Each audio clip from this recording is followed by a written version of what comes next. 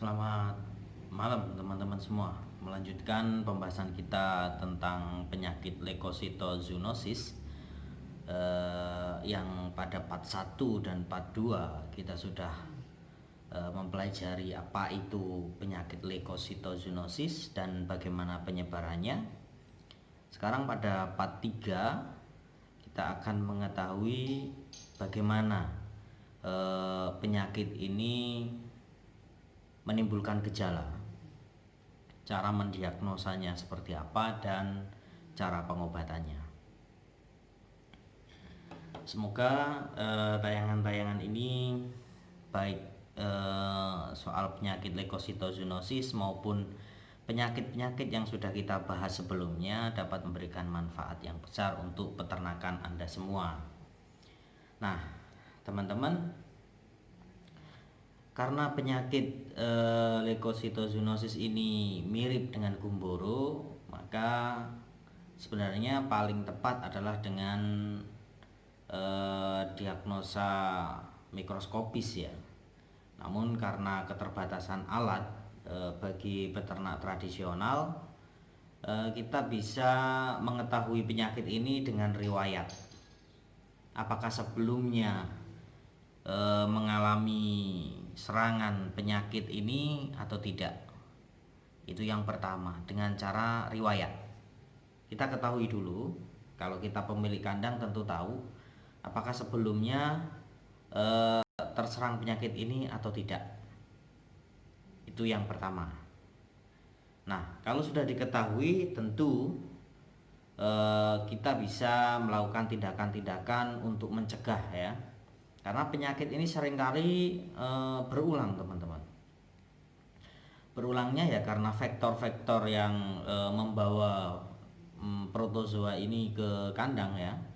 Ini tidak kita halau atau tidak kita hilangkan, tidak kita tekan. Seperti pada keterangan part 1 dan 2 bahwa yang membawa protozoa ini menginjeksi ke ayam dari lalat, dari kumbang yang terinfeksi atau jadi inang dari protozoa. Nah, dari riwayat ini tentu kita bisa tahu ya, kalau memang terjadi jangkitan. Nah, kemudian dari gejala-gejala klinik kita bisa juga mengetahui bahwa ayam ini terkena penyakit leukositozoonosis atau tidak. Gejala klinik ini bisa diketahui dengan ayam yang lemas ya, malas bergerak, kemudian ayam itu enggan makan ya kan. Kemudian ada juga ayam yang sampai lumpuh dan muntah darah. Nah, ini perlu dicurigai terkena leukositozoonosis. Bisa juga langsung dari vektornya, dari kumbang, dari lalat, atau dari ayam lain yang masih dalam satu lingkup itu ya teman-teman ya.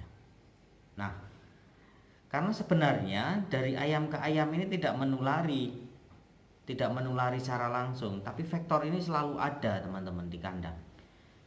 Bahkan kandang yang sifatnya intensif sekalipun kadang-kadang masih juga ada vektor-vektor yang membawa protozoa.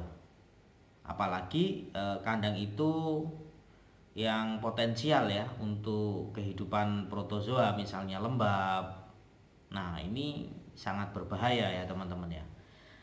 Kemudian kalau misalnya kita bedah bangkai gitu ya, di sekitar tubuh ayam itu muncul bintik-bintik darah.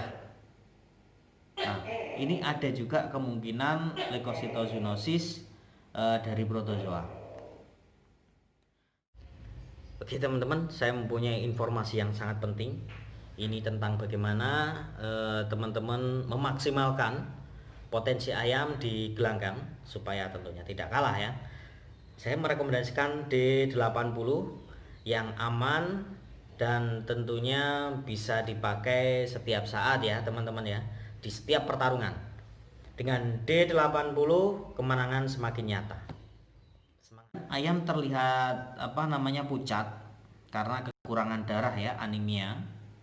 Ini bisa kita curigai terkena penyakit parasit ini teman-teman. Nah, seperti saya sampaikan, yang paling tepat sebenarnya ya dengan uji mikroskopis ya. Kita uji memang betul ada protozoanya, berarti memang positif. Tapi dengan ciri-ciri yang saya sebutkan di atas, seharusnya peternak sudah bisa mengantisipasi ya kalau memang terjadi serangan penyakit protozoa ini. Nah, teman-teman, paling tepat itu ya dengan mencegah. Jauhkan vektor-vektor yang mungkin membawa protozoa ini menginjeksi, menggigit ya. Kemudian protozoa ini mencemari darah, sehingga sel darah merah rusak, kemudian terjadi anemia, bahkan kelumpuhan. Nah, cuman penyakit ini mempunyai ciri-ciri yang mirip dengan penyakit gumboro. Perbedaannya adalah di bagian belakang tubuh ayam. Jadi kalau kita misalkan seperti ini bagian kepala ayam, ini bagian kloaka ayam. Di dalam kloaka ini, di atasnya itu ada yang bulat-bulat itu kan. Nah, itu dia meradang, terjadi peradangan. Kemudian di sekitar dubur ini, di sekitar anus ini, kloaka ya, itu kotor. Kemudian bentuknya agak mekar gitu. Nah, itu gumboro. Bedanya di situ. Kalau ayam lesu, pucat, nggak mau makan, ini mirip-mirip. Tapi yang membedakan di situ, teman-teman.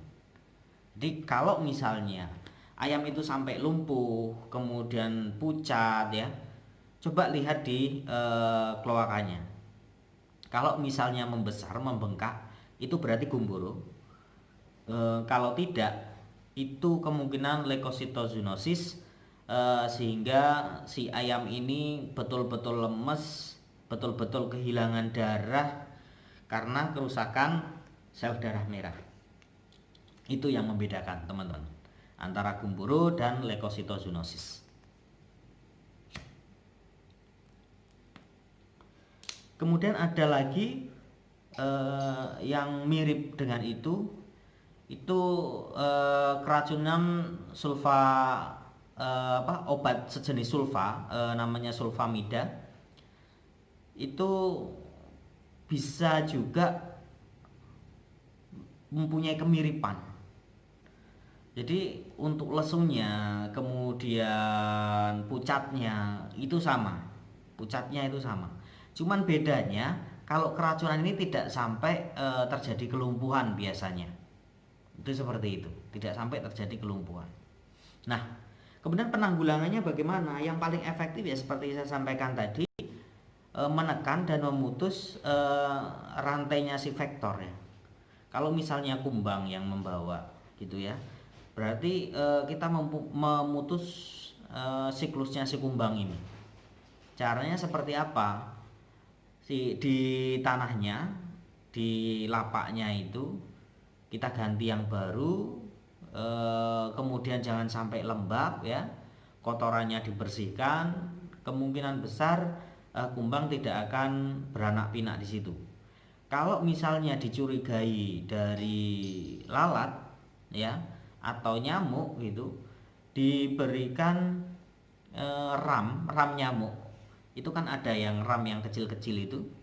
Nah, pasang aja di kandang ayam supaya nyamuk dan lalat tidak masuk.